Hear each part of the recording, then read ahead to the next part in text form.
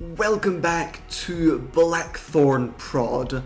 I'm Noah, an indie game developer and YouTuber sharing my game creation journey with these videos. And in this one, we'll continue our adventure as I show you the progress I've made on Dashing Fire. That's right, that's the name I finally settled on for my fast-paced universe filled with tiny planets, fire boys, and dark, squishy creatures. In case you haven't watched the previous devlog videos in this series, my creation was called Rising Sun. Turns out the title was already pretty taken up and it didn't feel right anyway. So after much thought and some help from the community, I'm naming it Dashing Fire. It's simple and describes the game in 2 words, since at its core this is an adventure where you control a small character made up of fire who can dash between small worlds. Dashing also means adventurous, handsome, and full of confidence. That perfectly describes me and the hero of this game. So I made a cool new title scene with some neat effects to get the player in the right mood before he begins his challenging journey. I also took the time to change all the artwork on my Steam page to match up with this new name, and the mini placeholder trailer also shows Dashing Fire instead of Rising Sun. And since we're here, consider wishlisting the game so that when it does release you'll get notified. But mainly it's super encouraging for me to see there's actually interested players who want to delve in this world I'm creating. So since the last devlog, lots of cool little things have been improved and added to the game. First of all, I polished and brought to life the sun, which the player tries to reach in every level. Before, completing a level looked like this, and now we have this. I think this makes for a much more epic and satisfying conclusion to a piece of the adventure. I also made a simple pause menu where the player can return to the shortcuts menu if he likes, and later I'll probably add some options settings here as well. On a much more entertaining note, I've been working hard on the merchant worlds and the various powers the player can purchase to upgrade his character. Here's what is new. We have this merchant who sells a power that will slow down the whole game a bit. So enemies, projectiles, traps will be a little slower, giving the player more time to react and plan his next move. The very easy way I did this was set time.timescale to 0.65. So normally the game plays with a timescale equal to 1, and the closer you get to 0, the slower everything will be. Next up we have this merchant who will grant the player the ability to passively shoot fireballs in 4 directions that destroy enemies.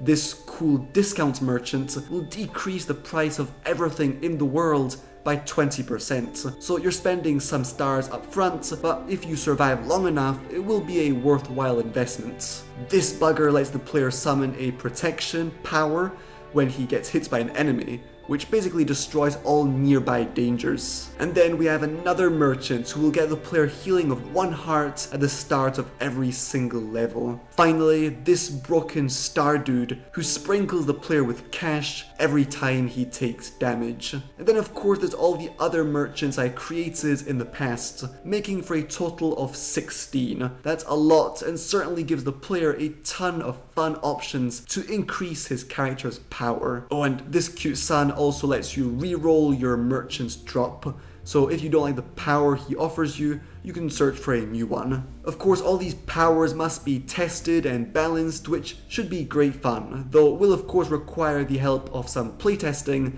by other cool people than myself. I'm also taking a small holiday break next again week, which will help see my work with fresh eyes. With that said, merchant worlds no longer appear after every single level, but only once you defeat a boss.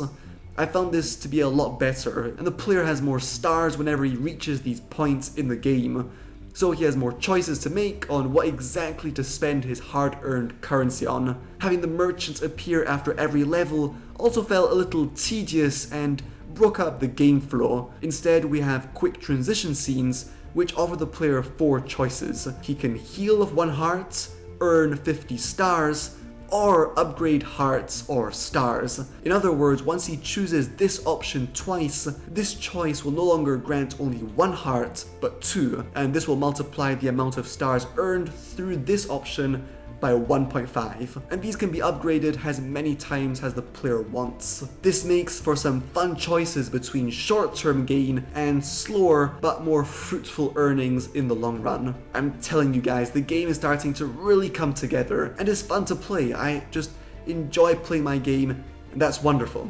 Next up, let me introduce you to a new boss encounter I created, the Twins of Darkness. These strange fat dragons are a powerful duo that shoots projectiles at the player while simultaneously bombarding them with blue and black flying minions. Quick reminder that the player can only defeat blue enemies when he's in his white state, contrary to the normal creatures which are destroyed when he's orange and fiery. Of course, if you're a little confused about how Dashing Fire plays, I urge you to check out the first video in this devlog series. Anyway, Twins of Darkness has been brought to life, though I'm a little unsure where to put him.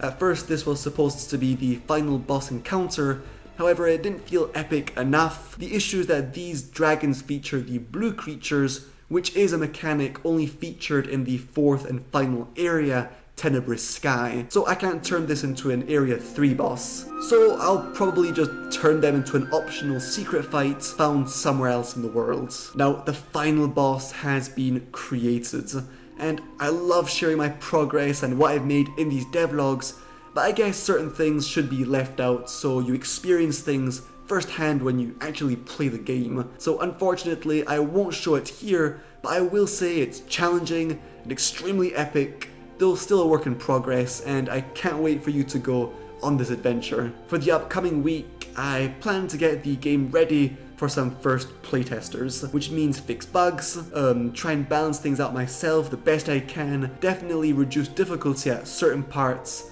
and write down some explanations for each merchant in the game, because these symbols might not make any sense for players. Although there is magic and fun to be found in just discovering what things do rather than just being told. What do you guys think about that? And lastly, create a new boss character for Area 1, 2 and 3. Again, for that fun randomness and variety. Okay, thank you all for watching this devlog video. Thank you also to my patrons who support me financially and by doing so help me create these videos and games and improve as a developer. Okay, cheers everyone.